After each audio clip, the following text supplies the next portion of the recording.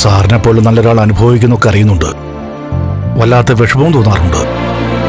പക്ഷെ സാർ നോക്കിക്കോ, ഇന്ന് സാറിനെ കല്ലെറിയുന്നവർ ഒരിക്കൽ സാറിന്റെ മഹത്വം മനസ്സിലാക്കും. സന്തോഷം തിരിച്ചു വരും. പുലിപ്പാറ എസ്തപ്പാൻ ഒരു കൊടും ക്രിമിനൽ എന്നാ കേട്ടിരിക്കുന്നത്. പക്ഷേ ഇപ്പൊ പറയുന്നൊക്കെ നേരെ തിരിച്ചാണല്ലോ.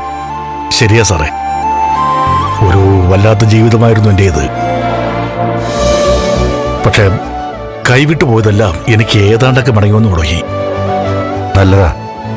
കൊള്ളരുതായ്മകൾ ചെയ്താ പശ്ചാത്തപിക്കാൻ പറ്റുന്നത് വലിയ കാര്യമാണ്. ദൈവിക മോള എല്ലാത്തിനും കാരണം.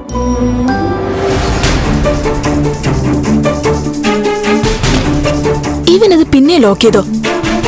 എടാ എടാ വാതിൽ തുറക്കടാ. നന്ദ, നീ ഒന്ന് വാതിൽ തുറന്നേ. ചേച്ചിയുടെ ഒരു കാര്യം. നന്ദ, എടാ തുറക്കാൻ. ആ എന്താ ചേച്ചി? നീ അതിന്റെ ഇടയിൽ വീണ്ടും കയറി കുറ്റിട്ടോ. എന്താടാ നിനക്ക്? നീ ഇതിന്റെ അകത്ത് എന്തെങ്കിലും ഒളിപ്പിച്ചു വെച്ചിട്ടുണ്ടോ? എന്ത്? ഇവിടെ ഒന്നുമില്ല. പറയടാ. ചേച്ചിക്ക് എന്താ? അതും ഞാൻ ഓർക്കാതെ കുറ്റിയിട്ടായിരിക്കും. അതൊക്കെ പോട്ടെ, ചേച്ചി എന്തിനാ വീണ്ടും വന്നേ? എടാ, അയാൾ പെട്ടെന്നൊന്ന് പറഞ്ഞു വിടാൻ നോക്ക്. കാഴ്ചക്ക് അങ്ങനെ നല്ലൊരാളായിട്ട് തോന്നുന്നില്ല. ചേച്ചി പേടിക്കണ്ട, ഒക്കെ ഞാൻ മാനേജ് ചെയ്തോളാം. എടാ ഒന്ന് അങ്ങോട്ട് ചെല്ലുന്നെന്താ? ചേച്ചിയല്ലേ ഞാൻ.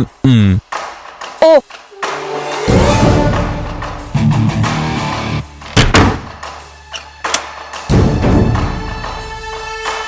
ഞാൻ എസ്തപ്പൻ ചേട്ടനെ കണ്ടിട്ട് വരാം. എന്തിനാ വന്നെന്ന് നോക്കട്ടെ.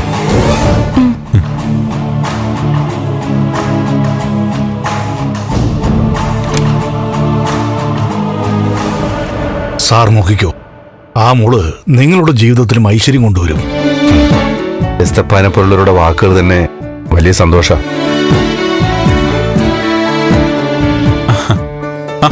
എസ്തപ്പൻ ചേട്ടാ, അച്ഛന് മനസ്സിലായല്ലോ അല്ലേ?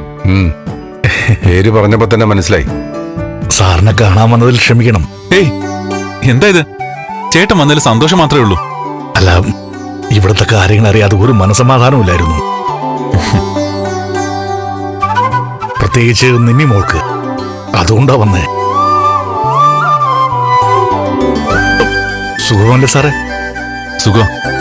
അല്ല, ദേവിക മോള്? ആ, അവളിവിടെ ഉണ്ട്. പോകുന്നതിന് മുമ്പ് മോളെ കൂടി ഒന്ന് കണ്ടേച്ചു പോവാം.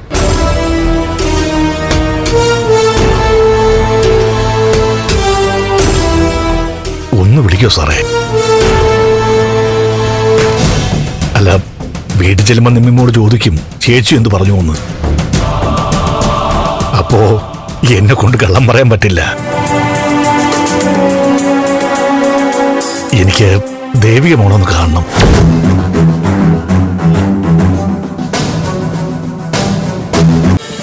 ഫ്ലവേഴ്സ് ഒരുക്കുന്ന കാഴ്ച വസന്തം യൂട്യൂബിൽ പ്രേക്ഷകർക്ക് ലൈവായി കാണാം. ഫ്ലവേഴ്സ് കോമഡിയിൽ ജോയിൻ ചെയ്യൂ, ആസ്വദിക്കൂ.